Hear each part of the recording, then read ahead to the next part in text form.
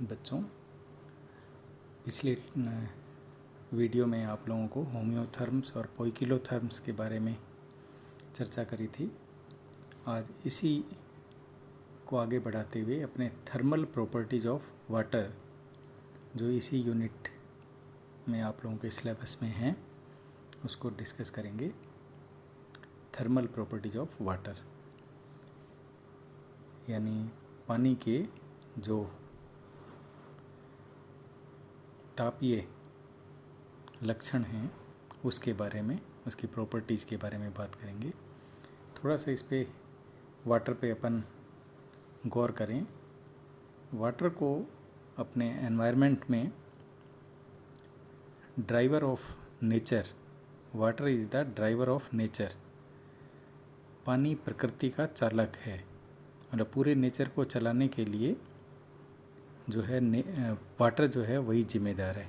ये बात Leonardo da Vinci ने लिखी थी, लेकिन वर्तमान में जो एनवायरमेंटलिस्ट हैं वो सोलर रेडिएशन को प्रकृति के चालक के रूप में देखते हैं, जबकि लियोनार्डो विंसी ने वाटर को ड्राइवर ऑफ द नेचर के नाम से माना था कि प्रकृति जो है वो पानी के द्वारा ही चल सकती है। इसमें वास्तविकता भी नज़र आती है अपन को, क्योंकि water covers about 73% of the earth surface and provide the most extensive medium for aquatic life.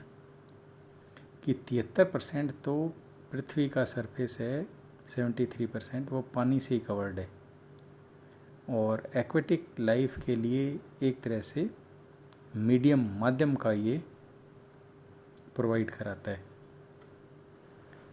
तो इस चीज़ को देखते हुए कि इसके बहुलता कितनी है पानी की, और माध्यम को देखते हुए अपन कह सकते हैं कि ड्राइवर ऑफ नेचर है।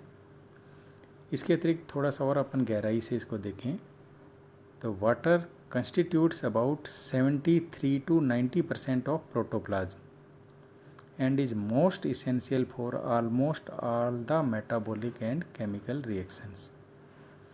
कि जो अपन सेल के अंदर जो स्ट्रक्चरल फंक्शनल यूनिट है लाइफ की, जिसको अपन सेल कहते हैं, उसके प्रोटोप्लाज्म में भी 73 से 90% तक तो पानी ही होता है। और वो इतना इसेंशियल है कि जितनी भी उसमें मेटाबॉलिक एक्टिविटीज़ होती हैं और केमिकल रिएक्शंस होते हैं, उनके लिए भी उत्तरदायी जो है वो जल ही है। तो इस तरह से अपन इसको ड्राइवर ऑफ नेचर मान सकते हैं पानी को। हेंडरसन ने 1924 में एक बुक लिखी थी, the fitness of the environment. उसमें पानी के क्वालिटी के बारे में डिस्कस किया था, जिसमें जो क्वालिटी पानी की इन्होंने ली, जिसको डिस्कस किया, उसमें मुख्यतः कि वाटर एज ए सॉल्वेंट, इसके surface tension, viscosity, density, salinity, transparency and pressure, मतलब इस तरह के जितने भी इसके गुण थे पानी के, उनको विस्तार से उसने उन पे चर्चा करी और लिखा कि जो एनवायरनमेंट की फिटनेस है, जिसमें जो पानी का रोल है, पानी के जो गुण धर्म है, अपन कह सकते हैं प्रॉपर्टीज है, जिसमें सरफेस टेंशन, सॉल्वेंट का, विस्कोसिटी का, डेंसिटी का, सैलिनिटी का काफ़ी गहराई से अध्ययन किया और उसके बारे में लिखा। आज जो अपन डिस्कस करेंगे उन्हीं में से ही इसकी जो थर्मल प्रॉपर्टीज है पानी की, उसके बारे में। Water has high specific and latent heat, these together combine to minimize the range of temperature changes.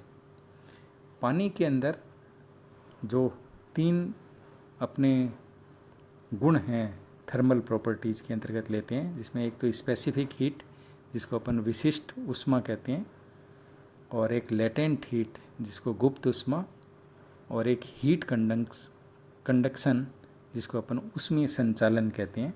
उनको 3 चीज़ों के बारे में डिस्कस करेंगे, क्योंकि थर्मल प्रॉपर्टीज़ के अंतर्गत इन 3 चीज़ों को ही लेते हैं अपन।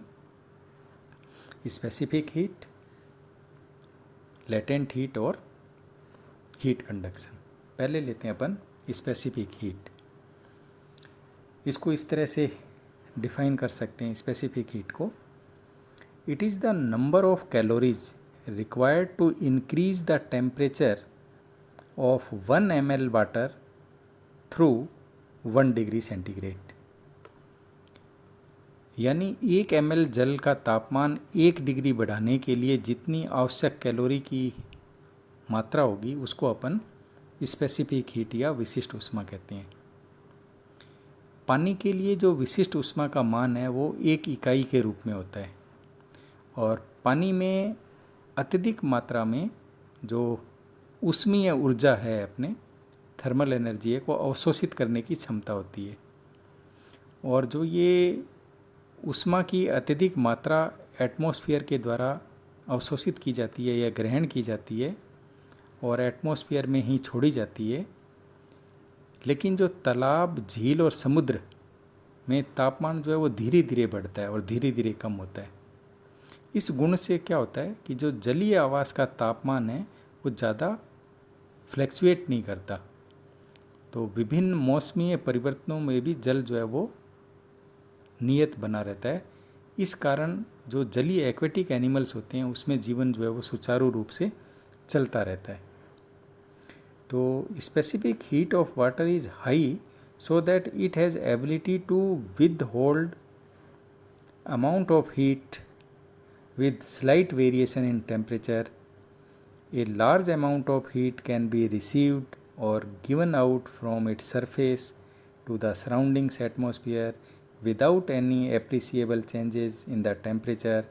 Thus, the high specific heat of water help in maintaining the thermal stability of water body, ponds, lake and seas. ये तो अपन ने बात करी इसकी स्पेसिफिक हीट की।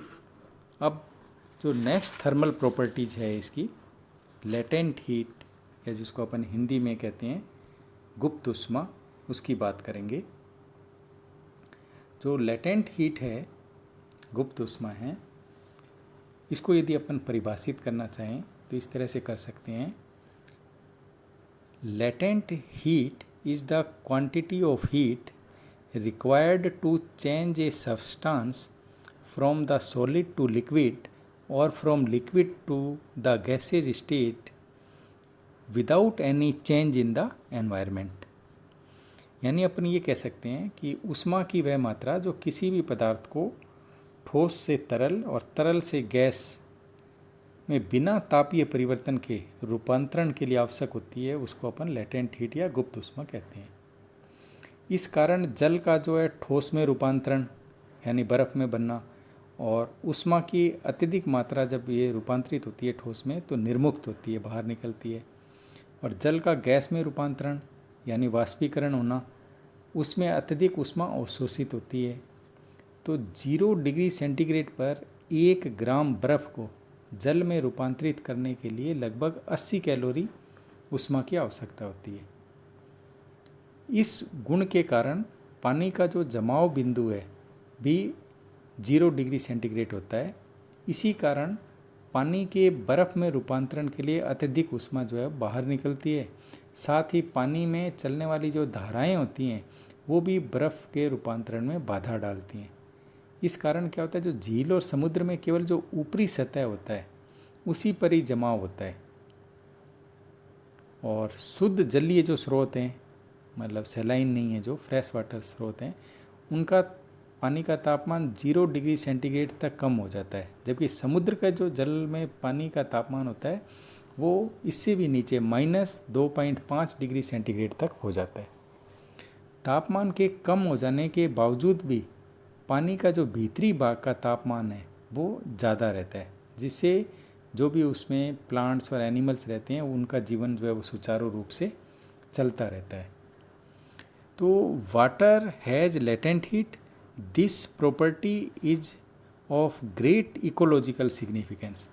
Water has a relatively high freezing point, 0 degree centigrade. Because of this, large amount of heat is given up before water turns to ice, and further, due to restricted stirring ocean and lakes freeze only at the surface. जैसा मैंने बताया आप लोगों को, the temperature of the medium therefore can drop only 0 degree centigrade in the fresh water ponds and lakes and to a few degree lower in the ocean up to -2.5 degree centigrade. The biological reactions of a large number of plants and animals can still go on perfectly well at temperature down to freezing point of water. ये सारा कुछ latent heat की वजह से ही हो पाता है। तो जल की जो गुप्त उष्मा है, इसके कारण जो अपना बायोस्फीयर का तापमान है वो नियत नहीं रहता, बल्कि पानी के वाष्पीकरण होगा, वाष्पीकरण से ते वर्षा के रूप में संघनन हो जाता है, और इस कारण क्या होता है, जल का एक लोकल हाइड्रोलॉजिक साइकिल बन जाता है। जल का एक स्थानीय चक्र, लोकल हाइड्रोलॉजिक साइकिल बन जाता है, और अपन ग्लोबल स्तर पे भी एक हाइड्रोलॉजिक साइकिल रहता है जो नियत रूप से चलते रहते हैं। मतलब टेम्परेचर ज़्यादा होगा तो वाष्पीकरण होगा और वो बादल के रूप में आ जाएंगे, बादल संघनित हो जाते हैं और फिर वो बारिश के रूप में नीचे आ जाते हैं। तो इसमें भी जो रोल है इसका, मतलब गैसियस फॉर्म में बदलना लेटेंट हीट की वजह से ही, और गैसियस फॉर्म से वापस बर्फ़ के रूप में संघनित होना, ये भी उसी की वजह से है। तो जो अपने हाइड्रोलॉजिकल साइकिल्स हैं ग्लोबली या लोकली, वो भी इसकी वजह से ही होता है, और वो नियमित रूप से चलते रहते हैं, साइकिल जो है कंप्लीट होती रहती है। अब अपन इसके थर्मल प्रॉपर्टीज़ के जो तीसरा पॉइंट है हीट कंडक्शन, उसके बारे में बात करेंगे, यानी उष्मीय संचालन। Water has the highest heat conductivity among the liquids. This heat conducting property of water helps in the maintenance of a constant temperature. The heat generated by the activity of a cell is conducted immediately by water to other cells and is evenly distributed over the entire body. इसको अपन इस तरह से समझ सकते हैं कि पानी में जो अन्य तरल पदार्थ हैं उसकी तुलना में सर्वाधिक उष्मीय संचालन पाया जाता है, हीट कंडक्शन पाया जाता है। इस गुण के कारण क्या होता है, पानी का जो ताप है वो तो नियत बना रहता है, और अपन इसको बॉडी लेवल पे देखें तो एक कोशिका में जो मेटाबॉलिक क्रिया होती है उसके द्वारा जो उत्पन्न उष्मा है प्रोटोप्लाज्म की सहायता से, जीव द्रव्य की सहायता से एक कोशिका से दूसरे कोशिका में हीट कंडक्शन के माध्यम से ही अपन कह सकते हैं उसमें संचालन के माध्यम से स्थानांतरित कर दी जाती है। और जो पूरी अपन कह सकते हैं बॉडी है उसमें इवनली अपन कह सकते हैं हीट का जो है डिस्ट्रीब्यूशन हो जाता है। तो ये जो अपने थर्मल प्रॉपर्टीज़ 3 आज डिस्कस करी, जिसमें आपके specific heat, latent heat and heat conduction के बारे में, आगे अपन नेक्स्ट लेक्चर में दूसरा टॉपिक लेंगे। थैंक यू बच्चों।